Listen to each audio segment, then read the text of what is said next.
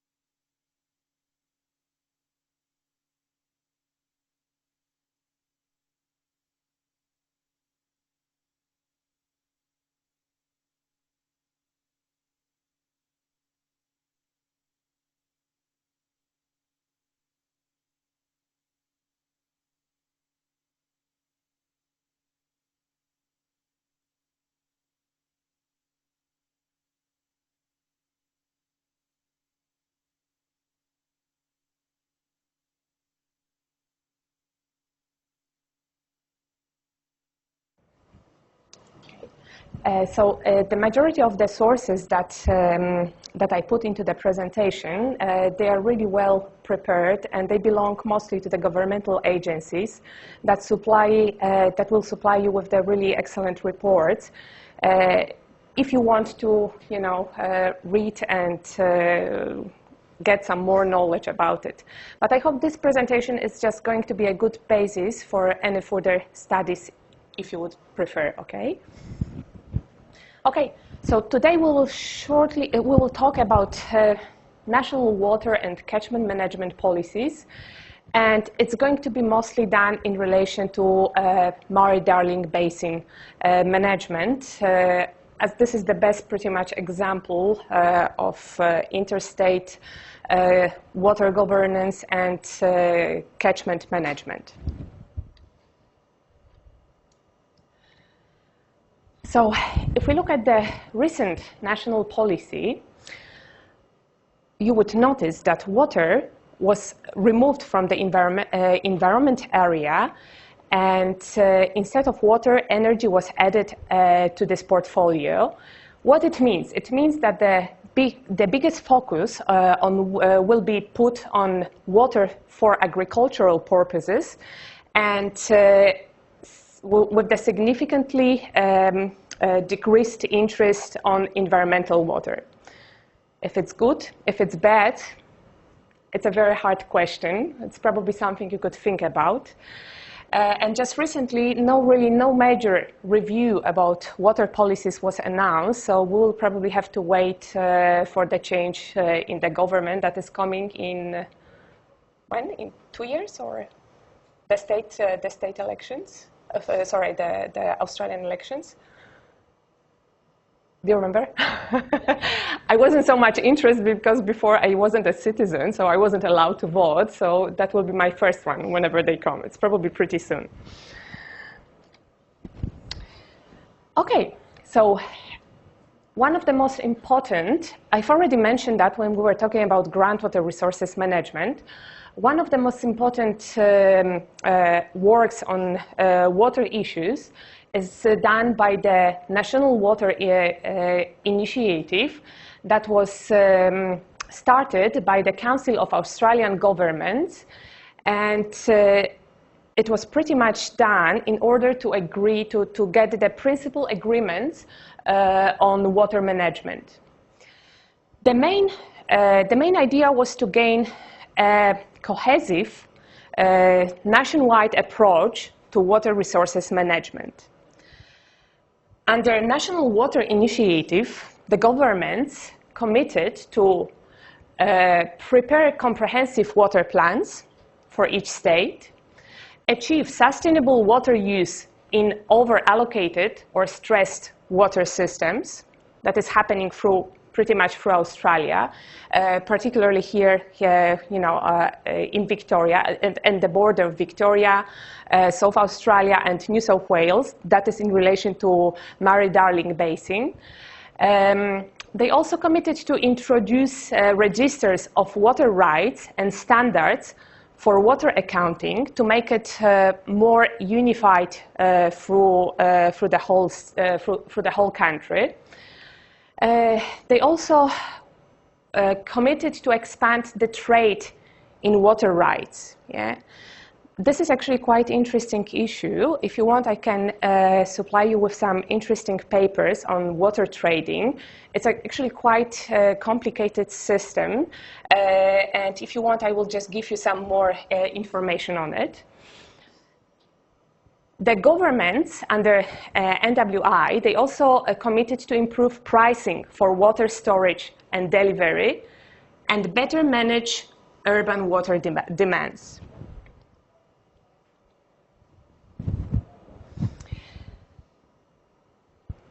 The National Water Commission, as a body who was in charge of those activities, was established in 2004 as independent statutory authority to provide advice to coalition of the Australian governments and Australian governments on national water issues.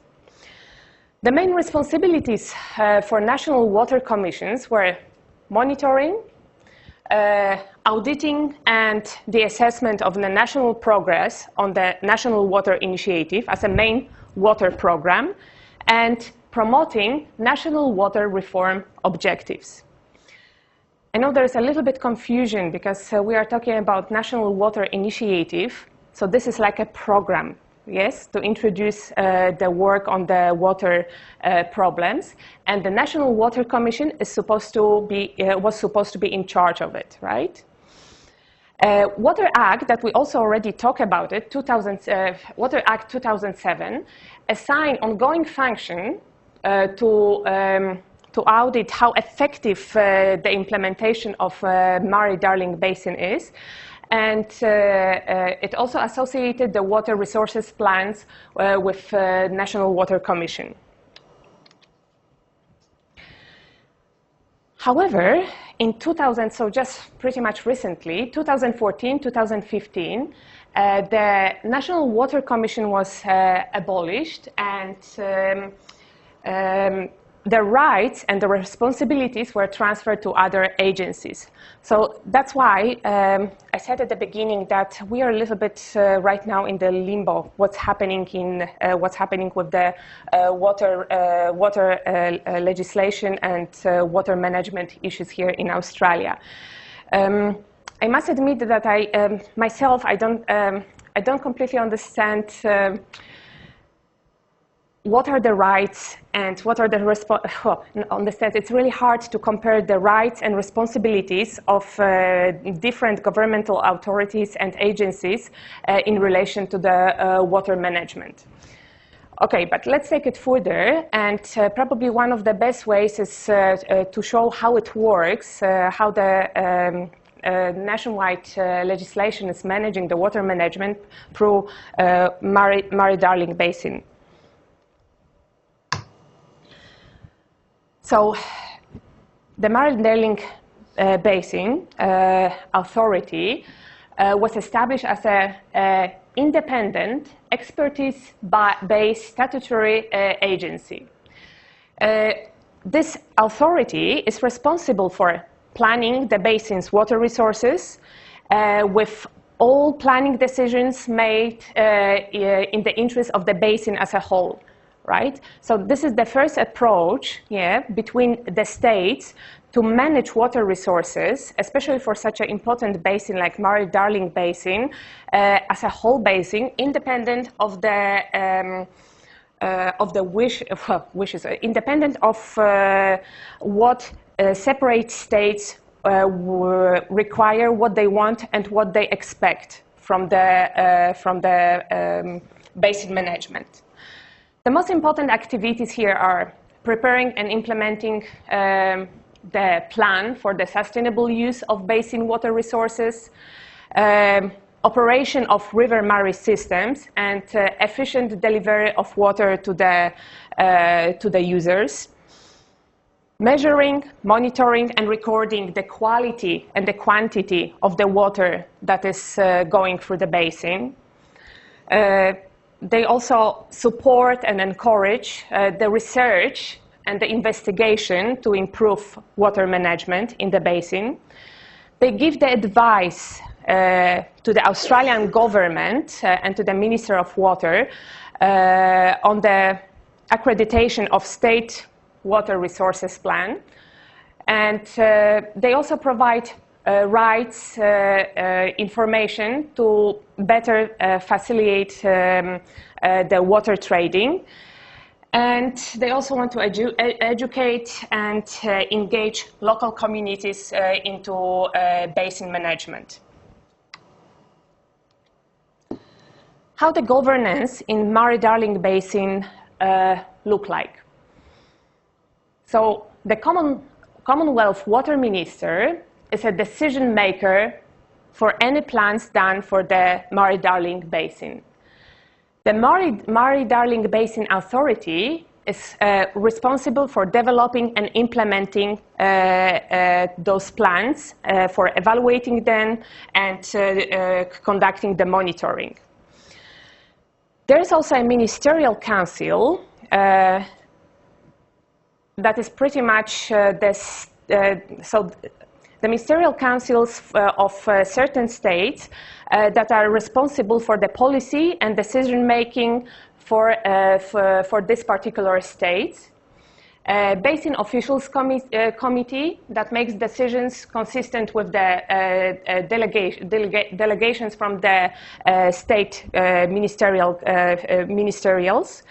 And Basin Community Committee, so they are the the lowest, the bodies that work within the regions, and those basin community committees, they engage the local communities into the better management of the basin.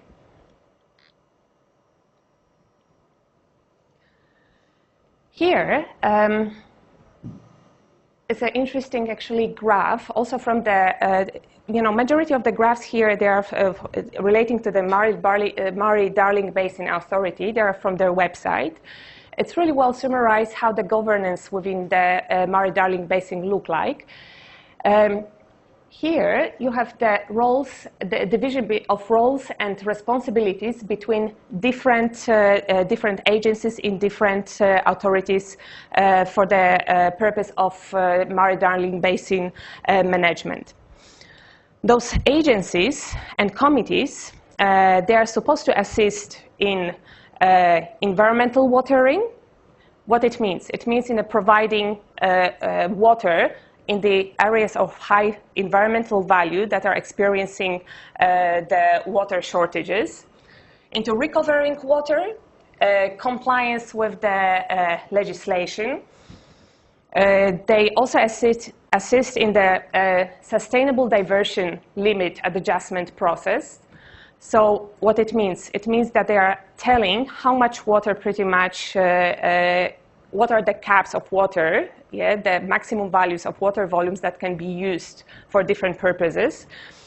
They also assist in the completion of the water resources plans. They advise on water markets and trading rules, and River Murray operations and joint programs. Here you can see in the table the different participating agencies. So as you can see, Murray-Darling Basin Authority is taking part in majority of those assignments, and it's accompanied by the state's departments for agriculture and water resources, by the Commonwealth environmental water holder, by the local states, and some few other bodies.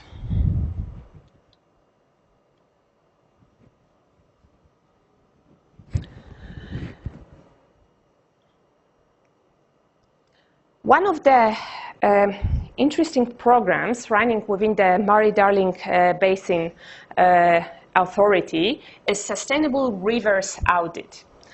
This is pretty much the most comprehensive assessment of rivers' health in the Murray-Darling Basin. The main aims is to determine ecological and health of river valleys in this basin.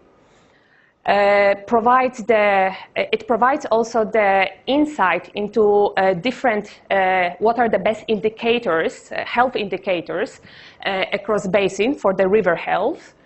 It helps to detect the trends in river health over a time, and it triggers changes to NRM by providing a more comprehensive pictures of river health than is currently available.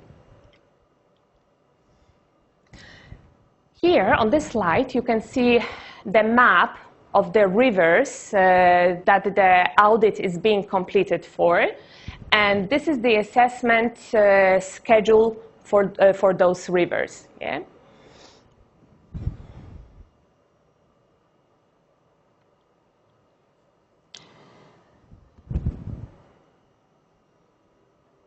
The river audit is being based on the river ecosystem function model, and the indicators here on this in the upper part with these gray areas, you can see the scientific indicators and their interactions that are shown by the arrows that are being addressed at least in a part by the Sustainable River Audit in order to assess rivers' health. So what are those indicators? Have you done the hydrogeology and the rapid bioassessment method last year? Have you done? Did you do it, all of you? Yeah. Why I'm asking? Because this is pretty much what you did in the other unit. This is what is outlined here in the Sustainable River Audit in this model. So you have to assess the indicators for river channel and floodplains health, and among others, there are clarity and turbidity, nutrient status, macrophytes, zooplankton, then the physical parameters like temperature, chemical dissolved organic matter, the volume and the amount of large woody debris that are contained within the rivers. Then also what kind of frogs, reptiles, mammals, so all the different kinds of animals are living, and those indicators help to assess the physical and physical form of the physical status of the river and the river channels and the floodplains and their hydrology.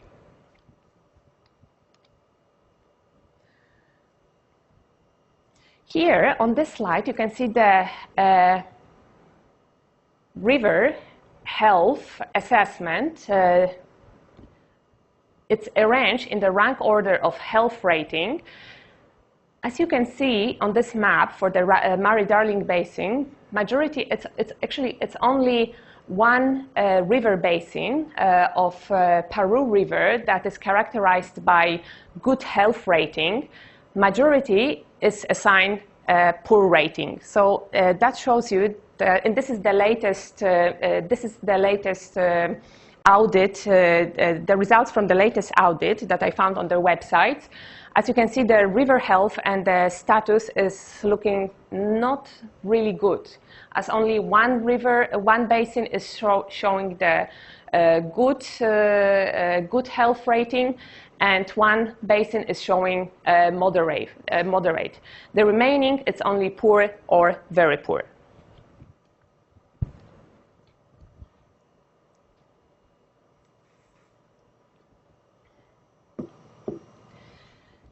Those information that are being researched and provided by Sustainable River Audit are supposed to help to determine areas that need attention and protection. They are supposed to set targets and develop different strategies to improve the management in these areas. They are also supposed to monitor progress against targets and strategies and detect large-scale changes.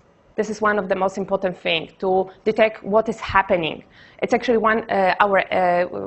our modest exercise is supposed to do that, to detect the scale, in this case, the catchment scale changes for the water cycle.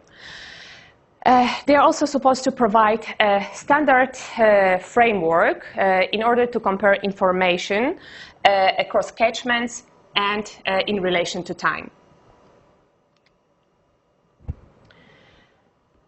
So there we talk about the Sustainable River Audit. The other initiative done within the Murray-Darling Basin Authority is the Living Murray program that was established in 2002. Why it was established? Because the researchers, they noticed the declining health of the River Murray, and they decided to start the program that would improve the quality of water of the waterways for the River Murray, with the partnership with Commonwealth, New South Wales, Victoria, South Australia, and ACT. This program aims to improve the ecological condition of the areas of the really high environmental value, so significant forests, wetlands, and lakes that are occurring within the River Murray. And it is supposed to also help to deliver the objective and outcomes for the basin plan. The first program was the first step of the program was implemented in between 2004 and 2009, with focus on recovering 500 gigaliters for the Murray River, with the significant investment of $650 million.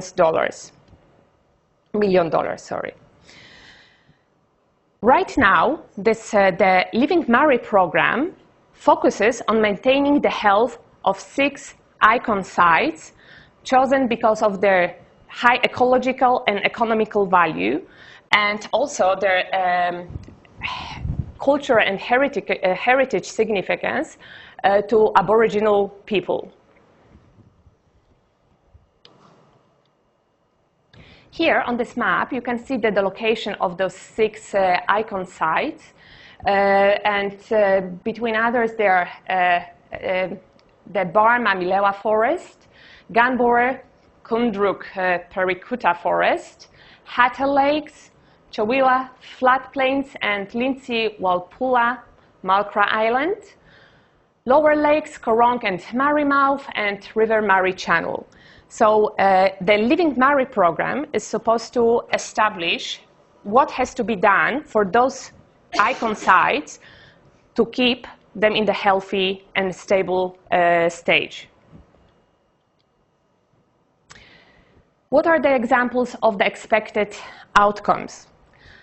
It's one of that, it's restoring the healthy wetlands and floodplains, floodplain vegetation communities. It is also to provide sustainable, especially in the forest areas, to provide sustainable feeding and breeding habitat for the range of birds, to support breeding and recruitment of native fish species, and to protect and restore ecosystem functions.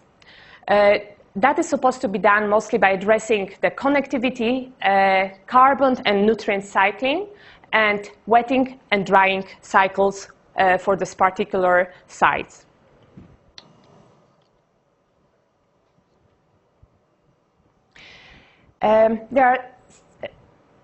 There's a range of programs that help to deliver the Living Murray initiative program. Between them, you can find the water recovery projects that help to reclaim water from over-allocated parts of the basin. Environmental delivery that ensures water delivery at icon sites, so that's what we said before. Then infrastructure-based projects that allow the best use of water in the Murray River.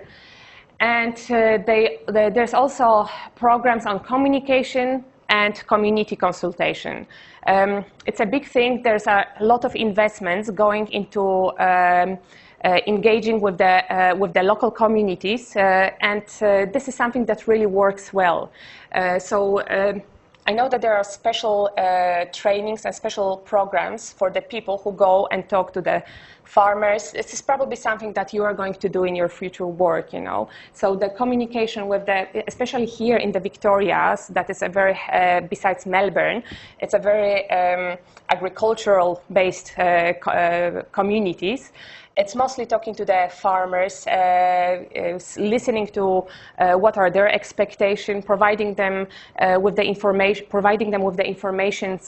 what they can get from what kind of information they gain from the local authorities and from the organization like that to better manage their farms, to better use the waters, for the farm management, etc.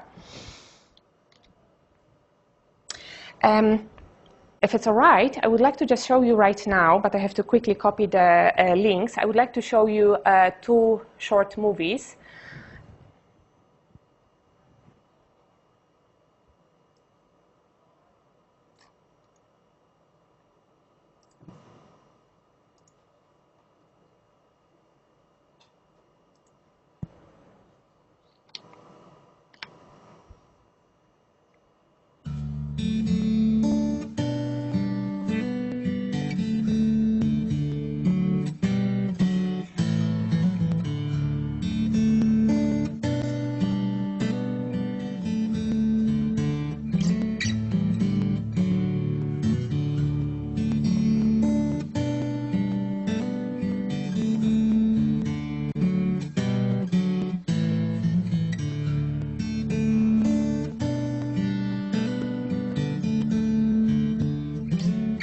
Gunbower Forest is the Victorian component of the Gunbower-Kundruk-Perakuta Forest, a living Murray icon site. Gunbower Forest covers almost 20,000 hectares along the River Murray and is listed as an internationally important wetland. The site includes numerous wetlands and large areas of flood-dependent red gum forest as well as black and grey box woodland. Regular floods of various sizes are needed to maintain a healthy forest ecosystem. However, river regulation, water extraction and the current extremely dry conditions have significantly reduced the size, frequency and length of floods. This has had serious implications for the health and diversity of the forest. So this is the Living Murray program, okay? The future health of Gunbower Forest depends on the development of a water management option capable of delivering managed floods into the forest at key times. The major flooding option being investigated under the Living Murray program will use water management infrastructure to restore regular flooding to Gunbower Forest. The proposed option will divert water from Turrumbary Weir to the National Channel and into Gunbower Creek at Gunbower Weir. Water will be diverted from Gunbower Creek via an existing irrigation channel to outfall into Spur Creek, which is located just inside the forest boundary.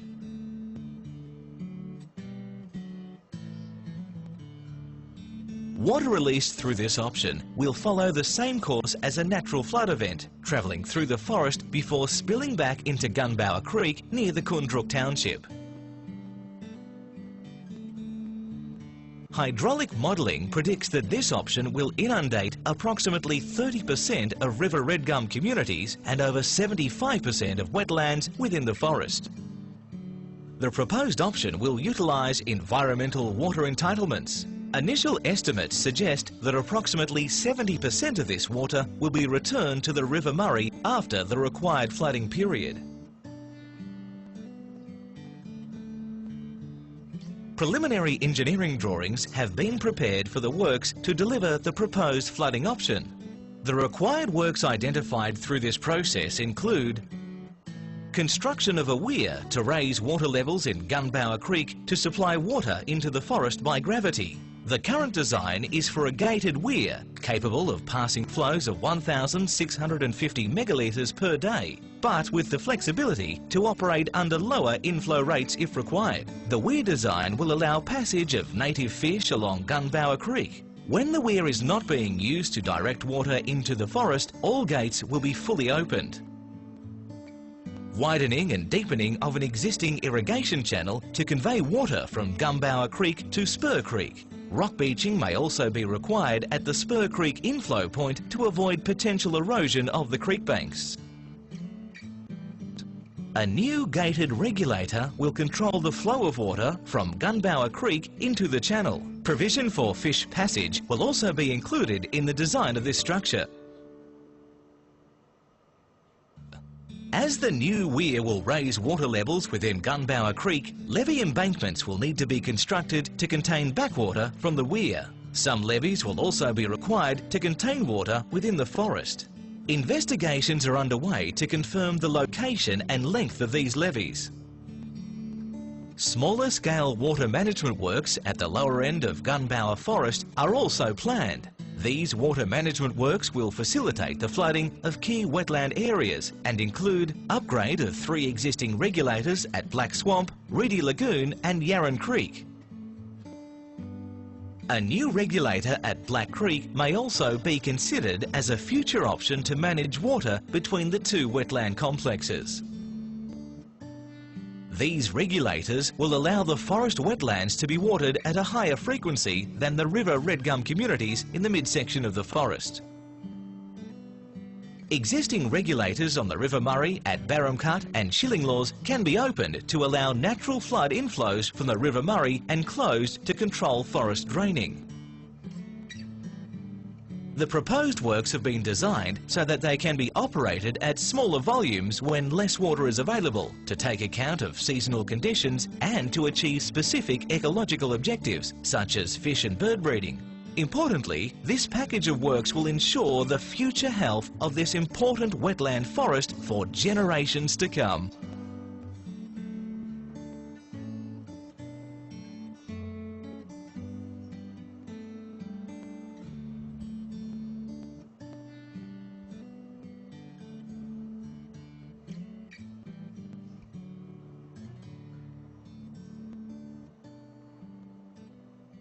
So as you can see, this kind of management requires a lot of different activities. So it's not only it's the knowledge of the hydrology, it's the engineering, it's communication with the oh, something is going here. Okay, let's see one more. Shouldn't be the too long. I was born and bred around this area and grew up in this Sorry for area. that. Have worked in other locations as well in Victoria. So I suppose when I came back, No.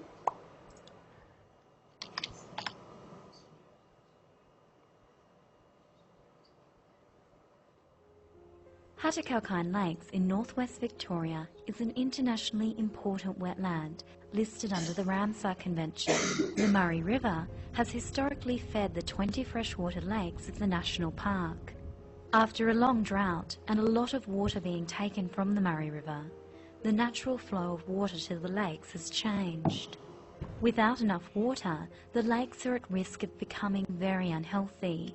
This threatens the survival of the plants and animals living in and around the lakes.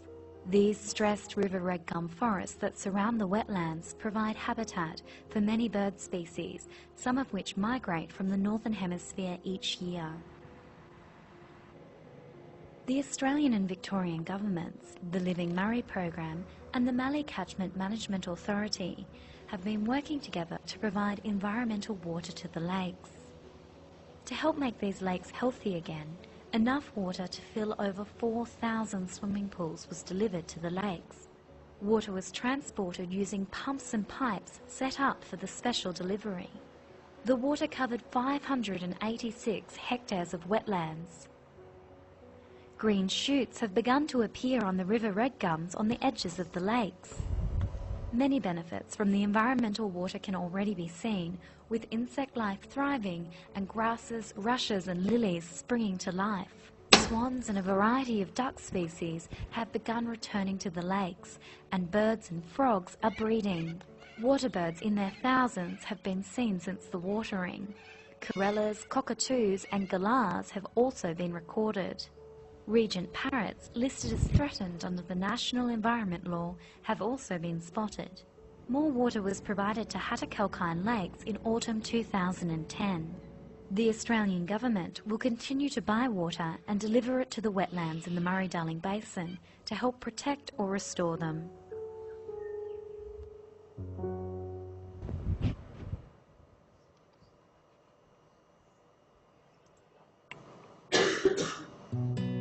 Sorry. Okay. I just thought that it might be a good idea to show you, what this Living Murray program is about and actually how important it is. So up to now, you can see that within the Murray-Darling Basin management, we cover a lot of aspects, right? Probably from just a few years ago, there was a really hard discussions and farmers protesting because the volumes of water that they were supposed to get from the basin were limited because of the drought. And so we have the aspects of agricultural production, right? We also have the aspects, environmental aspects, as you can see here. And the whole idea with the, everything what we discussed about integrated catchment management is to put that together to keep the balance between, all elements of this environment.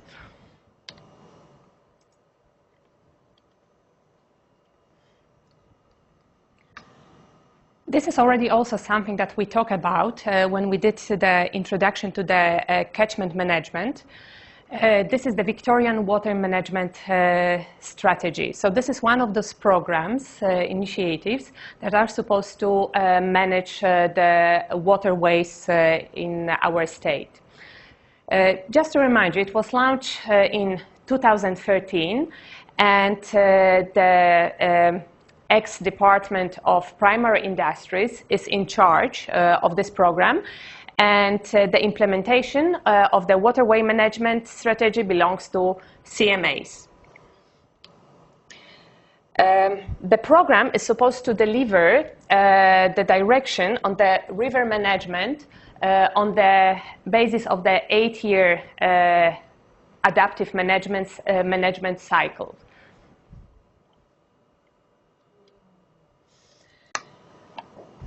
Victorian Waterway Management Strategy outlines directions for integrated management of rivers, estuaries, and wetlands, by improving environmental conditions of waterways, so better habitats, better water quality, better water regime, and better connectivity between the catchments. And by this, it is supposed to support the waterway values, so the environmental aspects, the social aspects, so we can have a better use of it, cultural and economic, like agricultural purposes. Water management strategies, they are also supposed to include and investigate the climate change, associated land use change, development changes, and any natural events that are happening and that are influencing the waterways. Here you can see the integrated waterway management planning framework. So the strategy is the state policy framework for managing waterways, and they include the priority waterways and management activities that are assessed, as we mentioned, every 8 years, and they are expressed in the regional waterway strategies. They also address the regional interaction across different NRM teams and regional water recovery targets.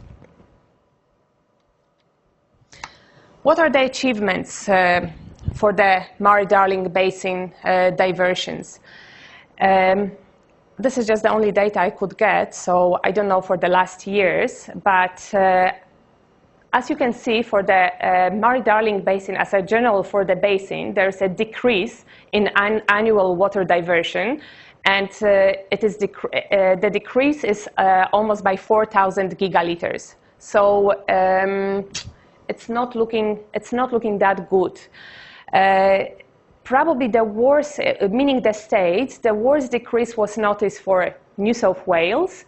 And Victoria is managing the water diversion for within the state. This Victorian is part of the Murray-Darling Basin in a pretty reasonable way. Here, sorry, I would like to show you just probably not free, but those two first films, because I found them very interesting as a summary for the Murray-Darling Basin management. So the first one will show you the brief history of water use within this basin, and the next one, the problems of the Murray-Darling Basin plan.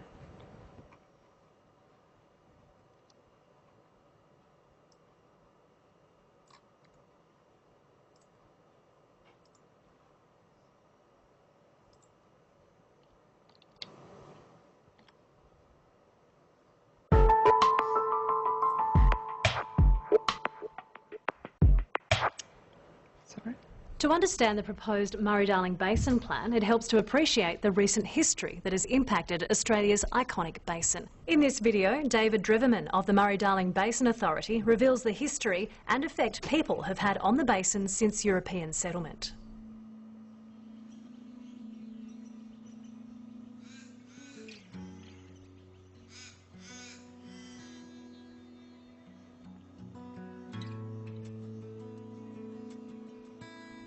Aboriginal people lived sustainably in the Australian landscape for thousands of years, and yet in a little over 150 years, European settlers have changed the landscape and have used the natural resources of the basin to levels that are not sustainable. We cleared the forests, we replaced the native grasses with introduced grasses and with cereal crops. We brought in cows, sheep, rabbits and other pest animals. We built large numbers of farm dams, and increasingly we turned to irrigation to make land on floodplains and close to rivers more productive. All of these things have had major impact on the operation of our rivers and the health of our rivers.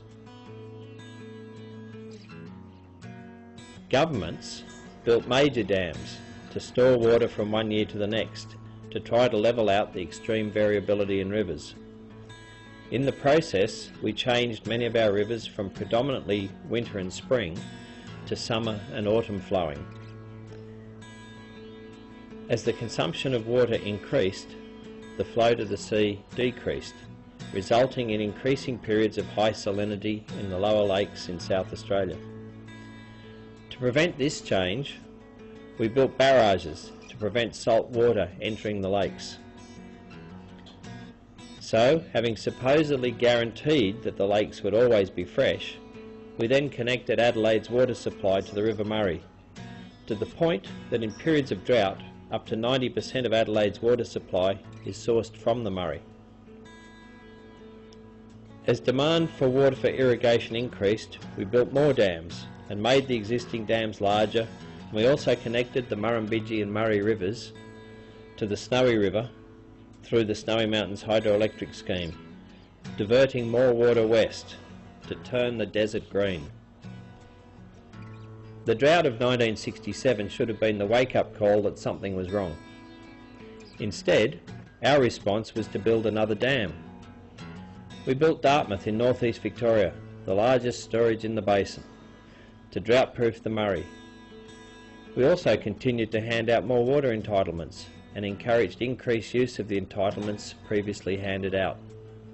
Now, Dartmouth supposedly drought-proofed the Murray, but in 2007, 2008 and 2009 we found that it was really only effective for a one-year drought and definitely was unable to sustain irrigation for the second, third and fourth year of extreme dry sequence.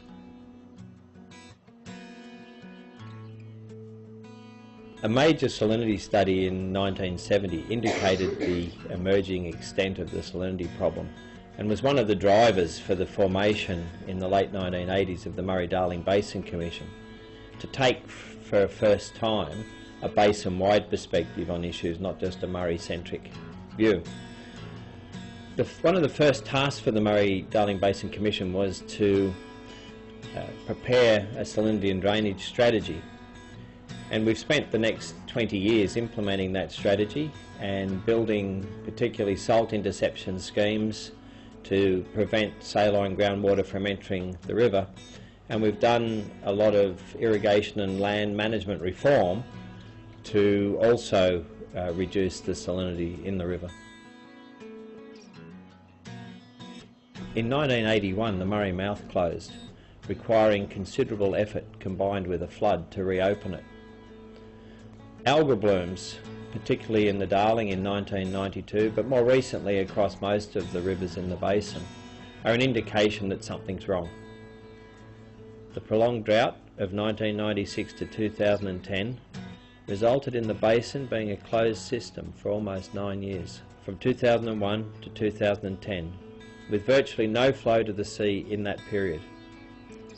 The Murray mouth would have closed again in 2002 without a major intervention program where 2 dredges worked 24 hours a day, 7 days a week for several years. In the end, 1 dredge continued to be needed to keep the Coorong connected to the sea until major floods arrived in late 2010. Salt was accumulating in the lower lakes. The lakes fell to 1.1 metres below sea level, or 1.4 metres below the previous recorded minimum level in 1967. The sediments in the exposed lake bed turned acidic, and immediate action was needed to try to protect high conservation areas and minimise acidification. The 1996 decision by governments to cap water use was important. Whilst it stopped the growth in diversions, it was not successful in making sure that our level of use was actually sustainable in the long term. In 2002, the Living Murray First Step decision started the process of recovering water to reconnect the Murray to its floodplain and to the sea. The Living Murray addresses the watering requirements of only some of the most important and iconic wetlands in the Murray.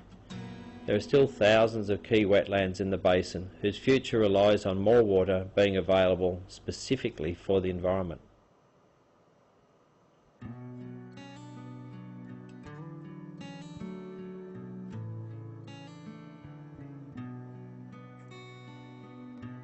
Sometime in my adult life, we went past the point where our use of the basin's water resources ceased to be sustainable.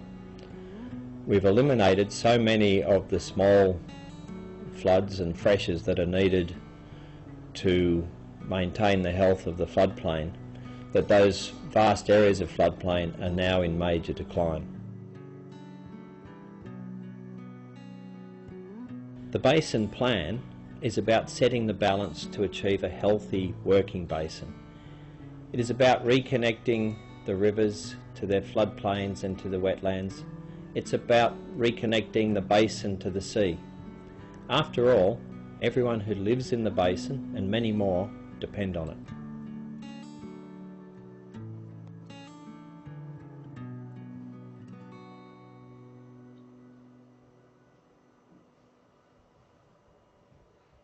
The Murray-Darling Basin Authority encourages you to have your say about the Basin Plan. To do this, go to the website mdba.gov.au for details about the feedback process. We look forward to receiving your thoughts. You can also find more information about the Basin Plan on our website. Thank you.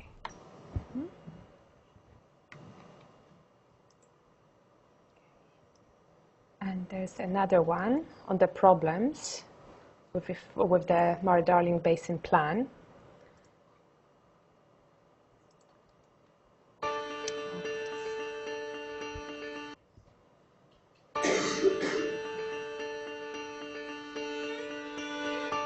These great rivers are home to more than 2 million people. Some use it as their livelihood. Bring out the fish and we'll measure it on this. Some use it for research. Some like it for fun. And there are many who feel a deep connection to this land. But over the past decade or so, the great Murray and Darling rivers have struggled to survive.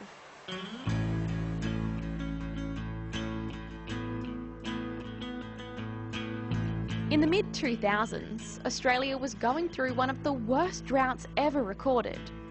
So this is the drought that you're supposed to also analyse in For hundreds of thousands during the of practicals. farmers, the only way to get water for their crops or livestock was to take it from the rivers in the Murray-Darling Basin. That's this massive area, covering more than 1 million square kilometres, with at least 77,000 k's of river. It's also Australia's most important agricultural region, because around 1/3 of our national food supply comes from the farms here. But while farmers were taking water from the river, there wasn't enough going back in to help it survive. And some areas started to get really sick. So in 2007, the federal government created a new group called the Murray-Darling Basin Authority. Its main job was to create a plan that made sure people weren't taking too much water out of the river. And it had to get all the states involved to agree, because what happens at one end of the river makes a huge difference to the other end. After years of discussions and research, the Murray-Darling Basin Plan was finally signed in 2012. A big part of it was that the government was going to pay farmers to put water from their dams back into the river. It also introduced limits on how much farmers could take, especially during times when the river levels were low. Hence the protest from farmers in the certain period where the limitations were too severe. But 5 years on, a lot of people reckon it isn't going as well as expected. The ABC's Four Corners program recently discovered that certain cotton farms are taking way more water than they should. See, growing cotton requires a lot of water, like a lot. And while these irrigation pipes have counters to measure how much water is being sucked up, it turns out that many of the counters aren't working. So they haven't been recording how much water is actually being taken. And experts think this was done on purpose. That made a lot of people really angry, because at the same time, these people downstream in the town of Broken Hill almost ran out of water. When the river's low and there's no water, there's a sickness that engulfs the whole community. Everyone's fighting against one another, there's arguments going on. Some people have accused the New South Wales government of not following the Basin Plan or not doing enough to enforce its laws. The Basin Authority says their plan was created for a reason and that everyone needs to do their part to make sure that millions of Australians can continue to call these great rivers home.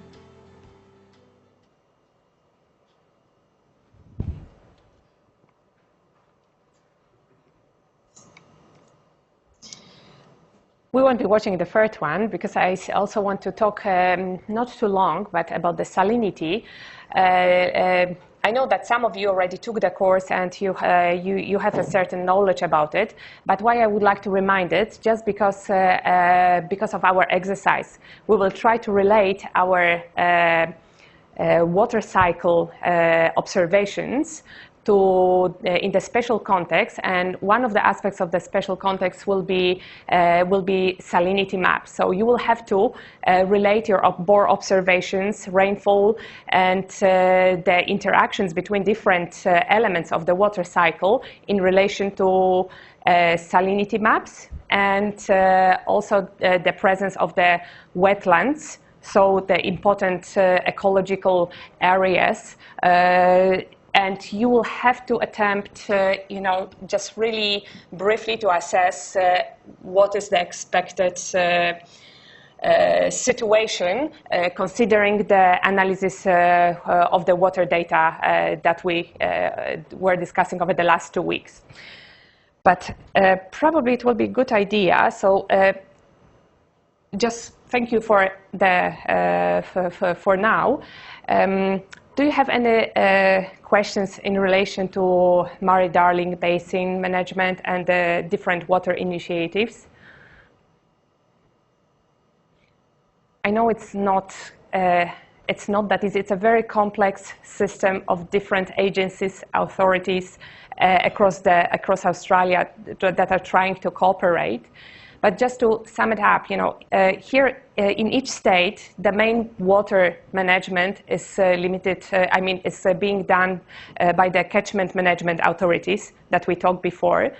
But separately, we have also this Murray-Darling Basin Authority that is managing those catchments, a series of catchments across different states. It's just because of the importance of the, for those you could see on those films, just for the importance of the Murray-Darling Basin because of its environmental and economical and social importance, right? So what is happening that catchment management authorities, they are cooperating and exchanging information between each other, right? So we have a monitoring system so that each state is managing within the catchment management authorities, and there's a series of, and they share those information with the Murray-Darling Basin Authority, and they try to cooperate, right, to get the best programs for the to keep the healthy rivers, to keep farmers and agricultural production happy, and to keep this very, very fragile balance that, as you can see, in certain parts they are trying, they were able to achieve it. In certain parts, there's still serious problems that have to be addressed, okay? Please have a think about it. Have a look at the website of the Murray-Darling Basin Authority. It's really good. It provides really good documents. And I would be really, really happy if you had any questions and we could catch up and we could discuss, okay? There's also, if you go, for example, for any ABC publications, right, online, there's also a series of interesting articles in relation to the local communities that are, addressing their their worries, and they want to cooperate with the authorities to manage better and to get out of environment the most important, that's what they need the most, okay? So please have a look, and we can always catch up, and we can have a, I think it could be an interesting discussion also to hear your view, okay? And to our international students, I didn't have time to study the management, the basin management within China. I know that you have some really amazing achievements, especially in relation to, forgive my pronunciation, Yangtze River, right? It's a long basin that is probably, I assume, also encompass a lot of provinces. And probably the problems that Murray-Darling Basin is facing, they are the even larger problems of larger, scale that your governments of the, in the local provinces that are facing with the management of the Yangtze River. Like I said, I didn't have time to study that in detail. I just had a few articles in regards to the groundwater management in those basins. But if you would like to, if you have some more information that you would like to share, that would be, I think that would be very interesting, to be able to compare the Murray-Darling Basin and, for example, the management within the Yangtze River, okay? So for you, that you are here, and anybody who is listening, that would be quite interesting to do it, okay? Yeah. Okay, so let's do a short break, okay? And just later, we don't have much time left, but later I would just like to shortly just introduce the salinity, just to remind you the salinity, just for you to understand better the exercise that we will continue on Monday, okay, with Jana. All right, so 10 minutes? 5 minutes? Yeah? Okay.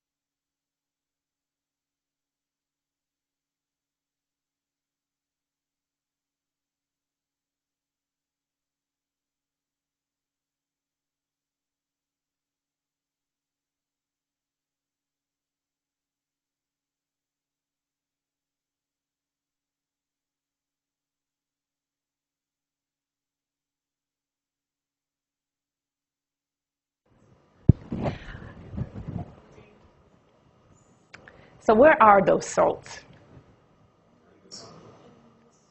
In the soil. So first they are in the soil, exactly. What are the sources of the soil of the salts in the soil?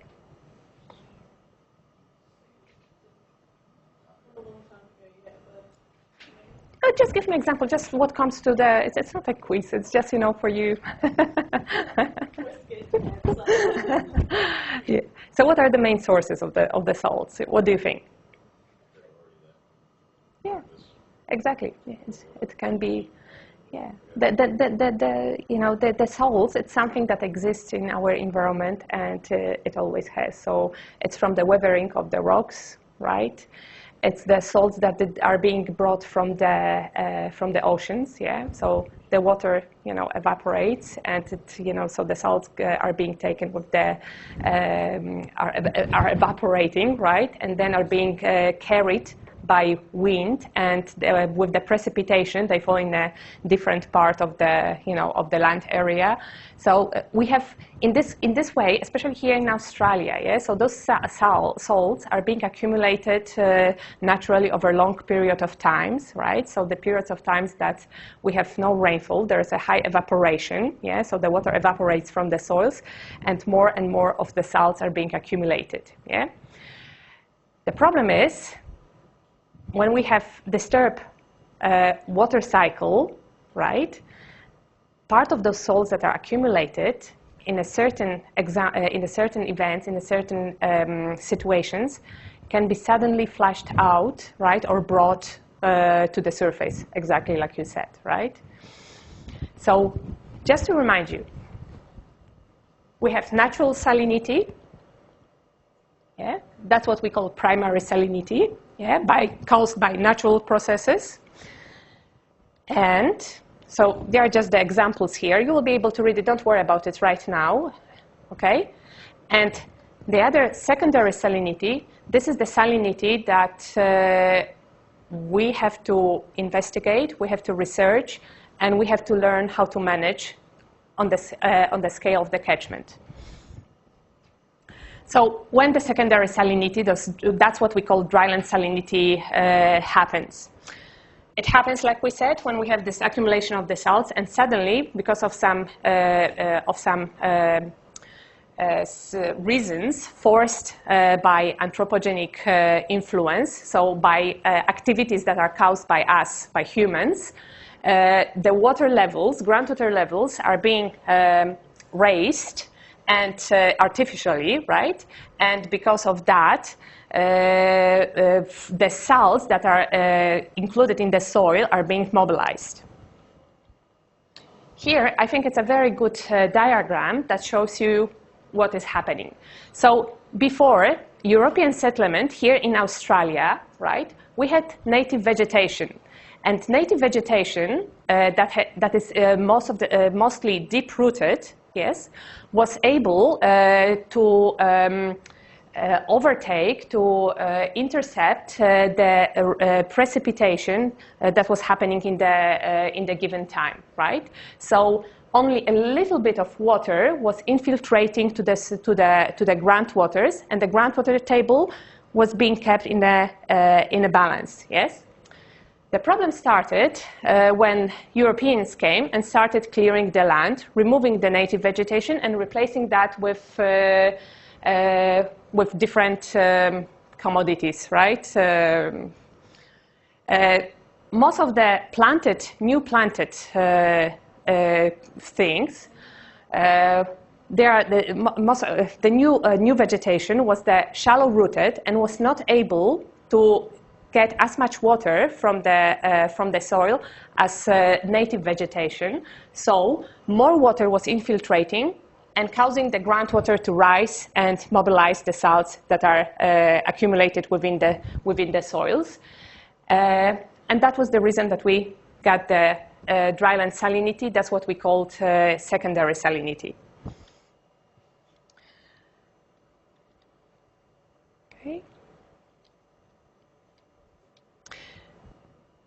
here you can see different types of salinity. I thought it's quite interesting because it shows you how salinity is impacting the vegetation and how it deteriorates. Here you can just see the different classes. I will not tell you in the details, so you can just read it later. But it shows step by step by describing the different classes when more and more salt, how is it called? The plants that likes salty areas, the salty soils start to occur, and they push away the vegetation that is used for grazing, for cropping, etc. Right? So you see, class D, you hardly can see any green vegetation. It's just salt-tolerant plants that are also the indicators of the salinity, and it leads to the soil to become quite barren, so you cannot grow anything.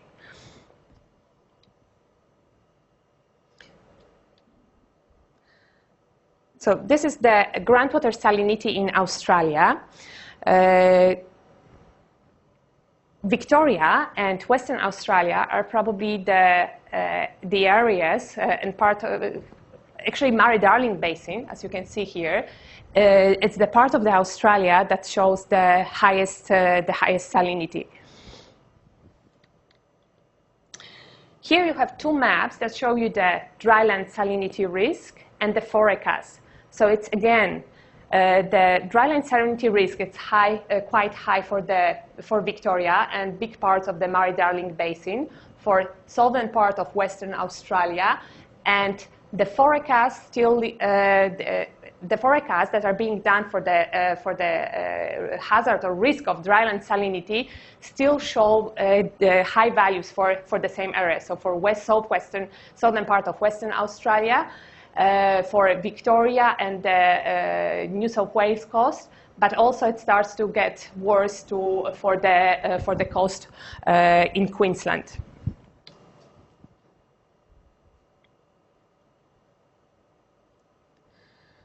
We have different impacts of salinity. If we look at it from the point of view of the agricultural production, salinity impacts the growth of the certain crops. This is one of the examples, right? So we have the I'm not sure what it is, but you can see how small the crops are because of the salinity. What is happening? Why it is like that? You know, it's because salinity prevents the nutrients uptake. Yeah, so the plants needs nutrients to grow, and salinity is preventing it. So for the water quality, drinking water quality, nobody of us would like to drink salty water, right? So it's mostly because of the low taste threshold. And we are talking in this case about sodium chloride. If we talk about sodium and magnesium sulfate, it also has a laxative effect. So for that reason, it cannot be used, for example, for grazing and for breeding animals. Ecological health of the streams and terrestrial biodiversity. Yeah? So the parts of the parts of the highest risk are the to salinity, dryland salinity occurrence, riparian zones. It's because they are always located in the lowest part of the earth. So they are also the parts of the discharge of groundwater. Yeah. So that's why they also shows the highest salinity occurrence. One of the effects of salinity is also the algal blooms. Yeah.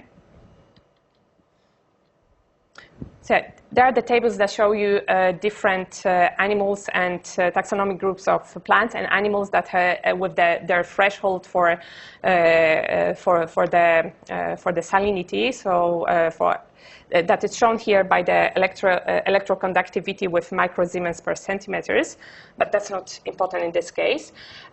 Here is the other example of the impacts of salinity, and this is also something that you show on the films within the Murray-Darling Basin, right? They talk a lot about salinity problems within the Murray-Darling Basin. So one of the worst is exactly soil erosion, right? So what's happening? Soil salinity leads to the disappearance, and the plants are being extinguished. With no plants in the area, there's a higher erosion. So this is the effect, right, of the high erosion in the places where there are no plants. The other one is the flood risk, right? It's because high water level, groundwater level. With the groundwater level, there's a lot of rainfall that is falling on the ground is going out in the form of the very rapid surface flow, and that leads to flooding. The other problem and the impacts of salinity, harmful impact of salinity, is it's on infrastructure and fixtures. So what's happening, you probably could see it in many cases, many examples when you walk through the towns and see some buildings that have this, can you see on the upper photo?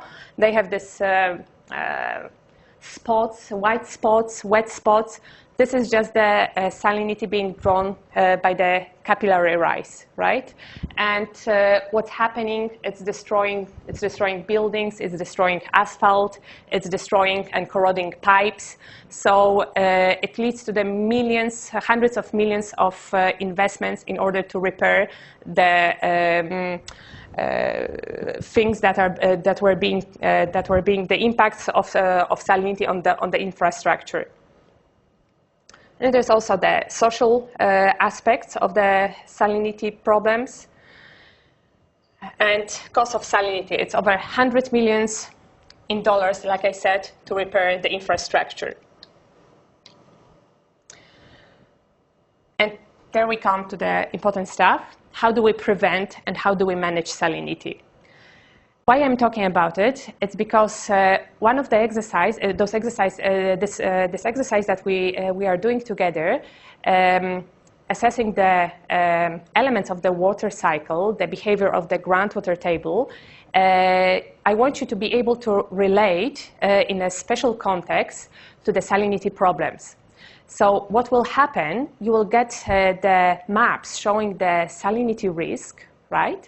And you will need to, based on your groundwater table, the precipitation information, the surface flow, it would be great if you could attempt, if there is a salinity risk, the risk of the salinity reoccurrence in these areas, yes?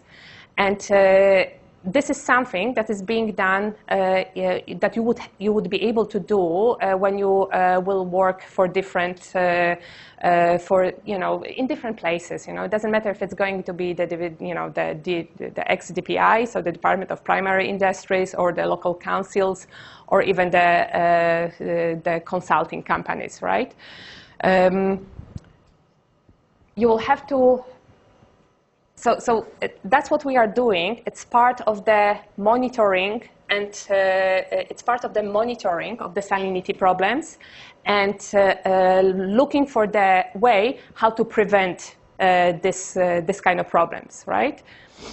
If we know how the water table, groundwater table, is behaving in certain areas, what are the predictions for this behavior, what are the water interactions, we will be able to assess what is the salinity risk in certain areas, okay?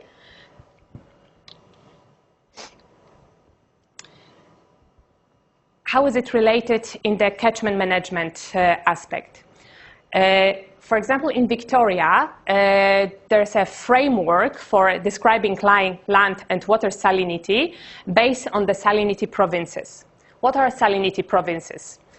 There are those specific areas that where landscape settings and physical processes are quite similar, and that's why also where salinity management possibilities are also quite similar, and they are usually assessed into within each province is fully located within one CMA region only. So it's done because it's just better this way to manage salinity problems. Yeah. So everything is being still it still goes into the catchment management authorities. Yeah. So each CMA is trying to manage salinity within their zones, and it's all being how is it in English? It's being supervised by the department. That's what it's now, DELF, right? I won't be talking more about it. It's just I wanted to show you why, what is the reason why we are doing this exercise, yes? So it's not only making the graphs, but, it's just to show you that those graphs can help us in assessing the salinity problems. We'll also probably look, I'm not sure, I haven't discussed it till the end with Jana, but we'll also assess the environmental aspects of those water interactions, trying to see how those changes between groundwater precipitation and the surface flow also impacting the wetlands.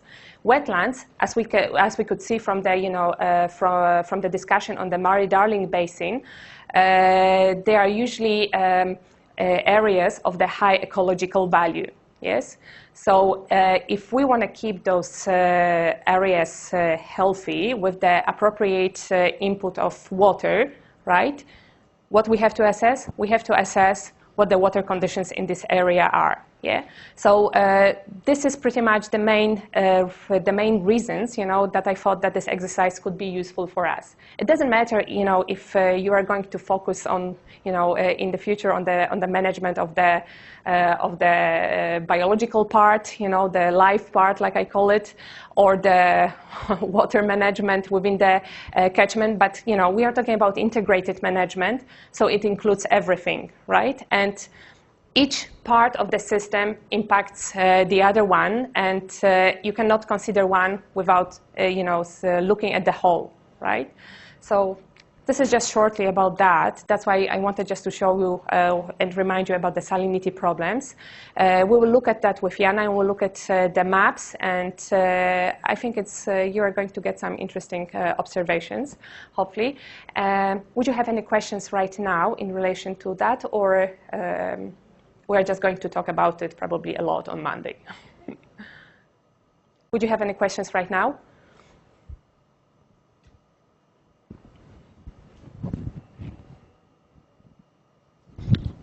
I was wondering if, I don't know. That's okay. So where the different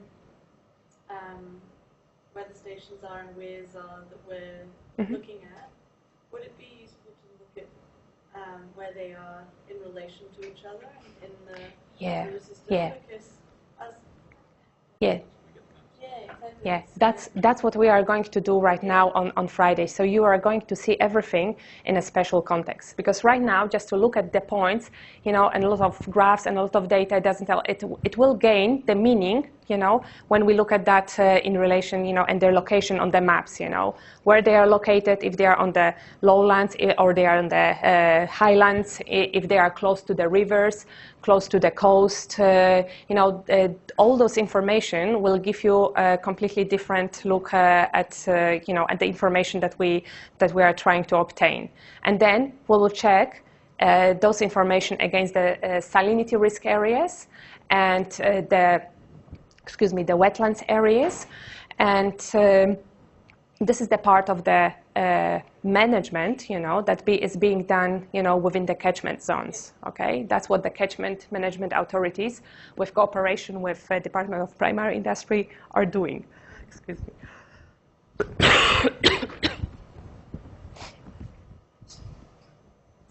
Sorry.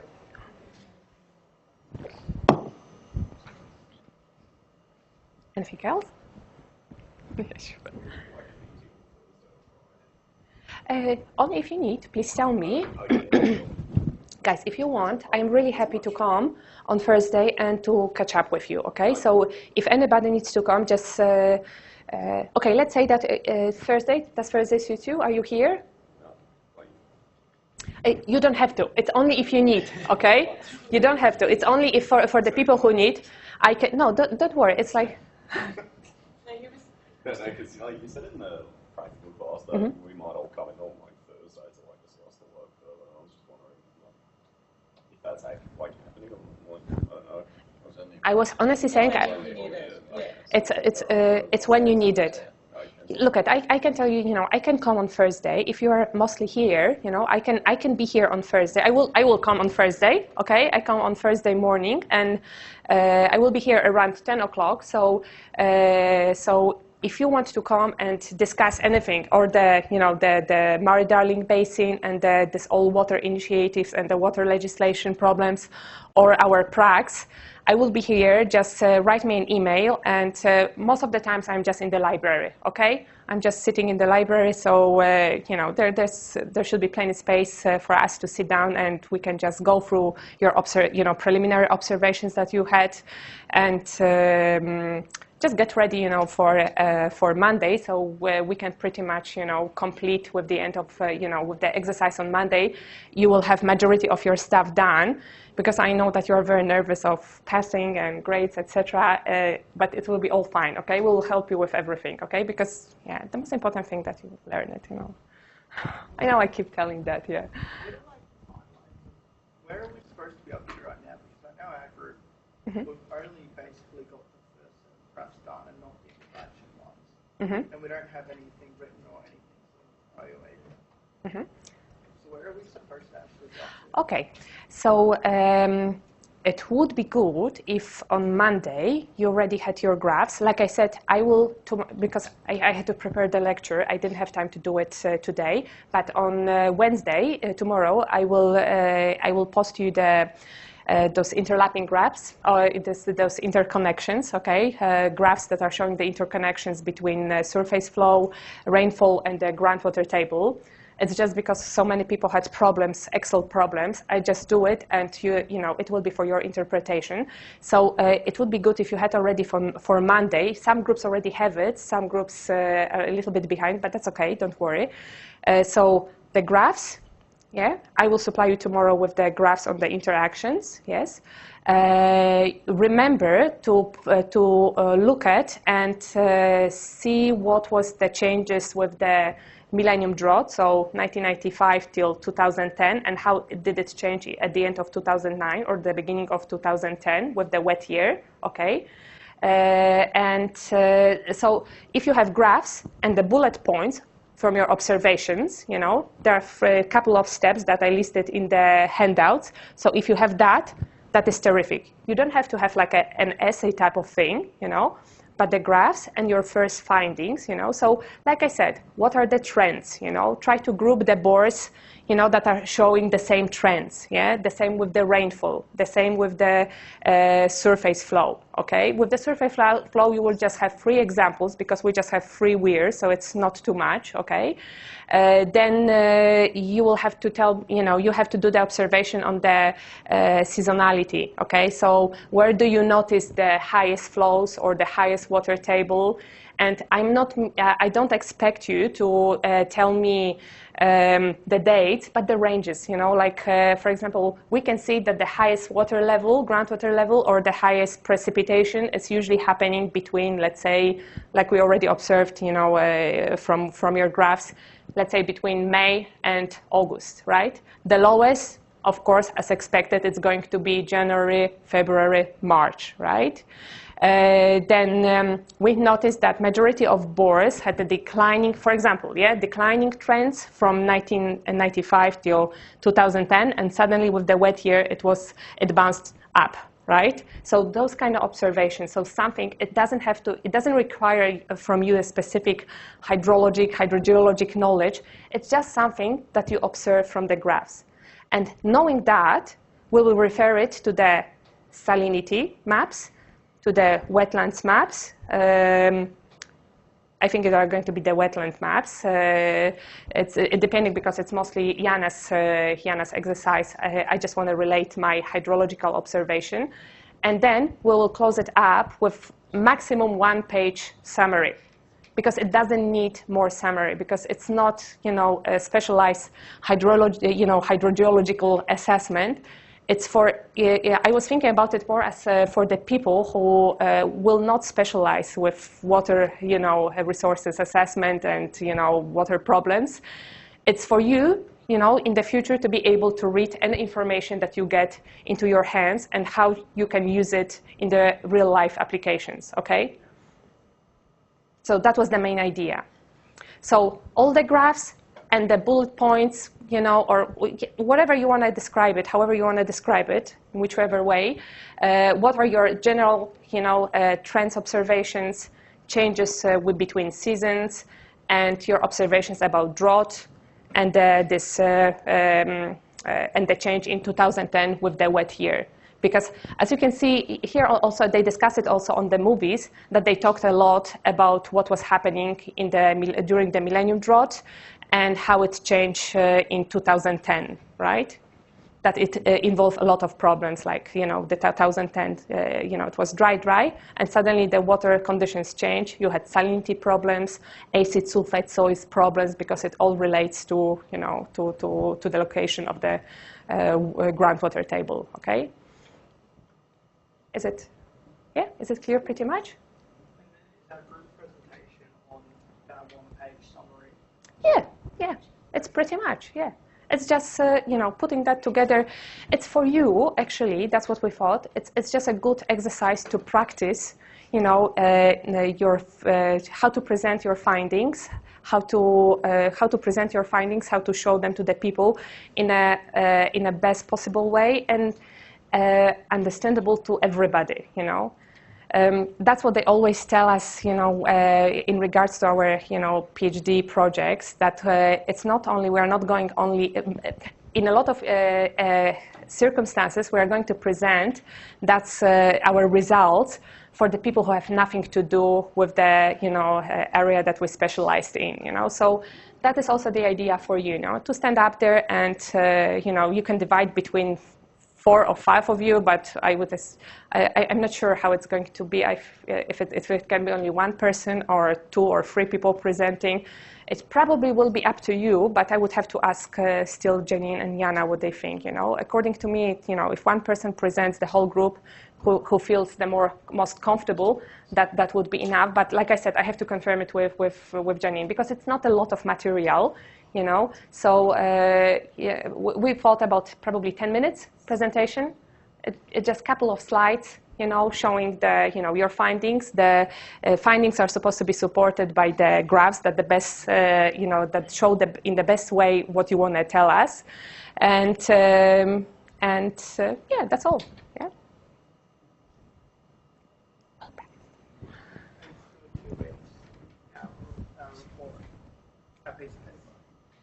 Pardon me? Is it due in 2 weeks? Oh, the report.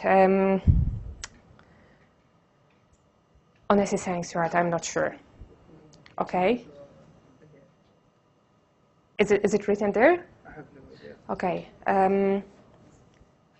Let me check it with the Janine, and I will tell her to post that. Okay. All right.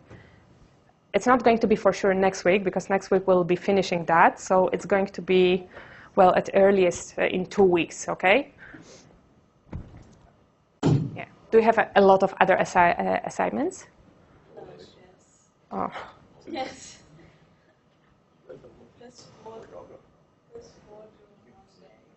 I know your pain, really. So that's why I said, if you want to meet me on Thursday, I will be here, okay? Just write me. If you want to come and show me, then it will be ready. So, it's the same later with the presentations. If you want to have it look before, to ask for advice or whatever, just please come and we can sit down with the group or the representative of the group and, we can have a look, okay? Yeah? Sounds good. Thank you so much. much. Thank you so much for coming. I have to post it together with the last week. Yes, I will post it. Please forgive me the delay on that. I was just like crazy. Yeah, it's just.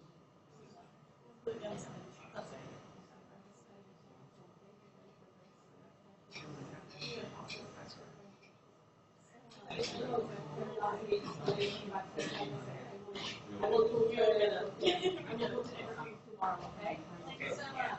I will put everything tomorrow, thanks. Yes, yes. I will be home Thursday, so just call me, you know, just like email and I will be somewhere in the library. I usually have my HD possible, but just, I will just get outside. I'm sorry. She's busy, like, broken. I should bring you some cookies or something to keep you alive. Thank you, guys. Thank you. It's like, I don't know if I got this right. Yeah.